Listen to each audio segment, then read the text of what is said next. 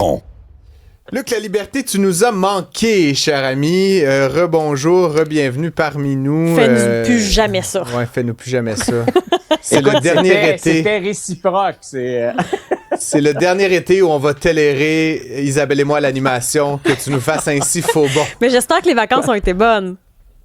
Oui, écoute, c'est le plaisir de se retrouver avec ma conjointe, les enfants. On est dans notre petit refuge familial. On a énormément de chance et on en profite. Donc, ouais, puis il publiait juste deux ou trois substacks par jour. Là. C'était vraiment un petit rythme, hein, Luc, depuis 2 semaines. Mais en même temps, on fait ce genre de travail-là, ou ces commentaires-là, parce qu'on aime réagir à chaud. Donc, chaque fois que ça brasse un peu, je continue à lire les nouvelles. Il y a toujours ça démange un tout petit peu et je suis particulièrement content de revenir aujourd'hui. Est-ce que c'est l'amour du métier ou le fear of missing out? Ah, c'est vraiment, je pense, la passion de couvrir. Okay. C'est le défi de couvrir finalement régulièrement, tous les jours, sans filet, ce qui vient de se produire. Donc, je pense que si je suis accro, c'est à l'adrénaline. Je vais chercher un peu de sensation de cette manière-là, mais j'adore ça. L'historien qui était accro à l'adrénaline du quotidien. Parlant d'adrénaline, ça vient tout juste de tomber, Luc. Il y a un juge qui a invalidé l'entente entre le fisc, l'IRS américain, et le président Trump et sa famille. Peux-tu nous en dire un petit peu plus là, sur ce qu'on vient tout juste d'apprendre à ce sujet-là? C'est intéressant, cette décision-là, parce que ça vient répondre à une question que j'ai souvent sur les réseaux sociaux.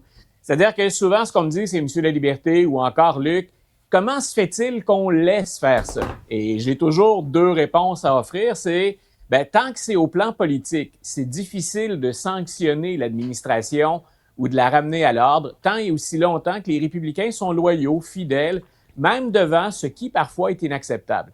Et de l'autre côté, ça prend du temps, c'est la voie des tribunaux. Et c'est ce volet-là, finalement, qui est tombé ce matin.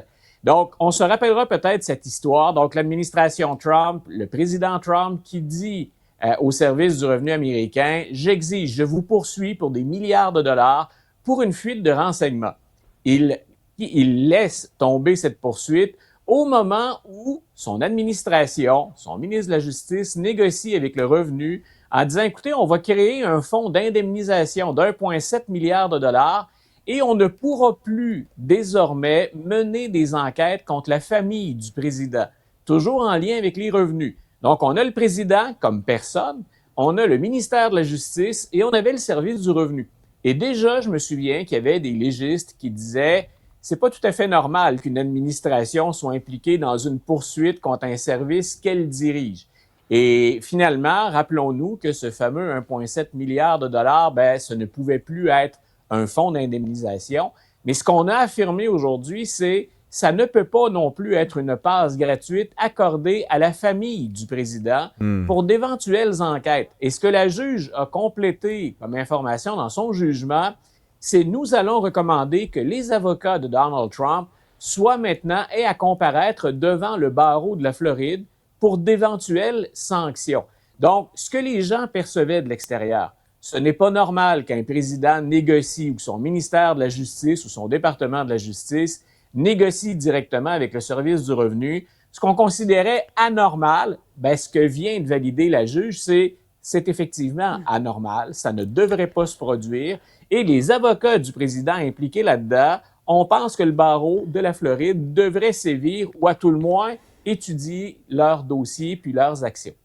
Maintenant, décès de Lindsey Graham, pour les républicains, qu'est-ce que ça signifie? Puis resitue-nous qui il est pour ceux qui ne le connaissent pas. Ouais, c'est un personnage, pour ceux qui aiment ou qui suivent la politique américaine, c'est un personnage qui était incontournable dans les 20, presque 30 dernières années. Ça a d'abord été un républicain, entre guillemets, de l'establishment. C'est un républicain comme on les connaissait avant que Donald Trump entre en scène. Et c'était même chez les républicains quelqu'un qui osait sortir du rang à l'occasion pour dire « faisons avancer des dossiers avec les démocrates ». Il le faisait entre autres avec John McCain, dont les gens se souviennent peut-être plus. Ils étaient même particulièrement proches, Graham et McCain, sur une foule de questions, dont la question de l'immigration. Maintenant, on a appris en fin de semaine, il revenait de l'Ukraine, donc il revenait proposer quelque chose à l'administration Trump, et il est décédé subitement. Et ce que je suis en train de dire sur l'Ukraine et son lien avec le président, c'est que Lindsey Graham a littéralement, ce qu'on appelle parfois un vire-capot, il a littéralement changé son fusil d'épaule après l'entrée en scène de Donald Trump. Après s'être opposé à lui vigoureusement, avoir refusé de voter pour lui, il s'est rendu compte finalement par la suite que le Parti républicain était devenu le parti du président et on l'a lu, entendu se contredire sur une foule de sujets pour être dans les bonnes grâces de Donald Trump, qui a d'ailleurs dit, après l'annonce du décès, c'est un des plus grands sénateurs de l'histoire américaine. Maintenant, son décès, ce que ça signifie au plan politique, il s'agissait de lire le président Trump ce matin ou encore des sites ou des relais sur des plateformes des républicains. On veut combler ce siège très rapidement. Au Sénat, au moment où on se parle, il y avait donc une majorité de 53 contre 47. Quand on parle de vote, donc 53 républicains, 47 démocrates. Mitch McConnell est hospitalisé après avoir été très malade et maintenant, nous savons que Lindsey Graham n'est plus là. Il y a donc une très courte majorité d'une seule voix, donc avant d'arriver à l'égalité du 50-50. Et nous savons qu'il y a dans les 51 républicains des républicains qui en veulent à Donald Trump et qui ne reviendront pas pour la prochaine campagne électorale. Ils sont donc plus libres ou plus indépendants jusqu'à la fin de leur mandat au mois de janvier. Alors, ça place les républicains dans une situation qui est plus précaire. Et ce matin, Donald Trump, très rapidement, disait c'est le gouverneur en Caroline du Sud qui va nommer le remplaçant ou la remplaçante de Lindsey Graham. Et le président a dit, trouvez-moi quelqu'un vite et moi, j'aimerais que ce soit la sœur de Lindsey Graham. Donc, le siège de M. Graham était en jeu pour l'élection sénatoriale. Donc, on va choisir quelqu'un d'autre qui va être là au mois de novembre. Mais en attendant, pour faire le travail de Lindsey Graham, ce que le président souhaite, c'est que sa sœur prenne le relais. Et ce n'est pas impossible. C'est quand même bizarre. Je t'avoue que je découvre cette possibilité-là. C'est un élu qui meurt. Puis il n'y aura pas d'élection, là. On va mettre une plante verte. Je pourrais y aller peut-être, toi, Luc. On peut mettre n'importe qui là, qui devient soudainement sénateur des États-Unis d'Amérique, voter sur des projets-là. Aucune légitimité démocratique. Là. Je veux dire, cette personne-là n'a pas fait face à... Non, je savais même pas que c'était possible. Il n'y a pas de genre élections partielles dans le cas de... voilà, tu me donnes l'occasion d'expliquer que c'est toujours un peu plus complexe avec le système américain parce que dans ce système-là, tous les États ne gèrent pas ça de la même façon. Il y a donc un certain nombre d'États, démocrates comme républicains, où quand il y a une vacance en attendant l'échéance électorale normale, c'est le gouverneur qui décide. Mais tu vois, je viens de parler de Mitch McConnell, qui est hospitalisé, qui a montré aujourd'hui ou hier sur les réseaux sociaux qu'il était bel et bien en vie, parce que c'est une question qu'on se posait. Si Mitch McConnell n'était plus en mesure, lui, d'occuper ses fonctions d'ici au mois de janvier, ce serait l'équivalent d'une élection complémentaire à laquelle on aurait droit au Kentucky. Donc, tu vois, on parle de la Caroline du Sud et du Kentucky. Ce sont des règles qui sont différentes. Ce serait plus complexe et plus risqué pour les républicains, finalement, si Mitch McConnell n'était pas en état de servir. Dans le cas de M. Graham, on nomme quelqu'un pour finir son mandat. Son mandat actuel se termine au mois de janvier. Donc, il était en élection, ce qui fait qu'on va se retrouver probablement avec une personne à la place de Lindsey Graham qui n'est pas forcément celle, peut-être même pas du tout, celle dont le nom va apparaître sur les bulletins de vote pour l'élection de novembre.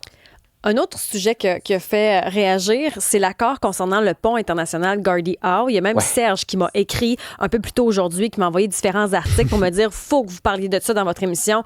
Il trouve ça hyper choquant. Pour lui, ça n'a pas de bon sens. Puis je lui ai dit « ben oui, on va le faire avec Luc La Liberté ». Écoute, à court terme, je comprends parfaitement la réaction de Serge. Et si on parle d'image au plan politique, pour un candidat puis un premier ministre qui nous a lancé l'invitation au elbows up, on va jouer du coude, on va jouer dur en politique face à Donald Trump, c'est une image qui est navrante. C'est une image qui montre bien le rapport de force entre, finalement, l'administration Trump et le gouvernement de Mark Carney. Maintenant, ce qui est plus difficile parfois à comprendre, c'est que tout n'est pas perdu dans cet échange-là. Mais si on rappelle les faits très, très rapidement, nous avons payé le Canada pour ce fameux pont Gordie Howe et on devait, pendant 30 à 50 ans, prendre les revenus de l'utilisation de ce pont-là. Ça devait revenir entièrement au Canada.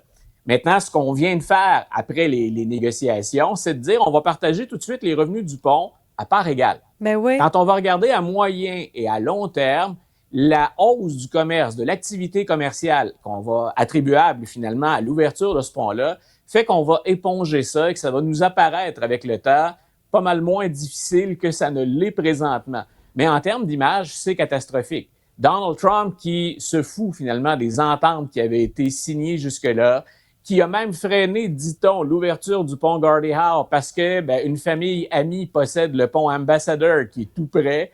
Donc, ça nous donne cette impression. Pour Donald Trump, au plan de l'image, c'est très bon. Il va dire, j'ai obtenu un meilleur deal, une meilleure entente. Et pour le premier ministre Carney, il va devoir assumer un certain nombre de critiques. Puis on a l'impression. On a l'impression de se faire avoir. Qui sont fondées. On perd des revenus pour les prochaines années. Luc, rappelle-nous, qui a payé le pont? Nous. C'est ça. Nous. On a ramené, plusieurs m'ont écrit pour me ramener, je vais construire le mur et le Mexique va payer pour le mur. C'est ça. On a notre version. On va construire un pont et le Canada va payer pour le pont. Effectivement. Luc Laliberté, merci beaucoup. On se retrouve demain, même place, même heure pour la suite de nos histoires américaines. Une bonne journée.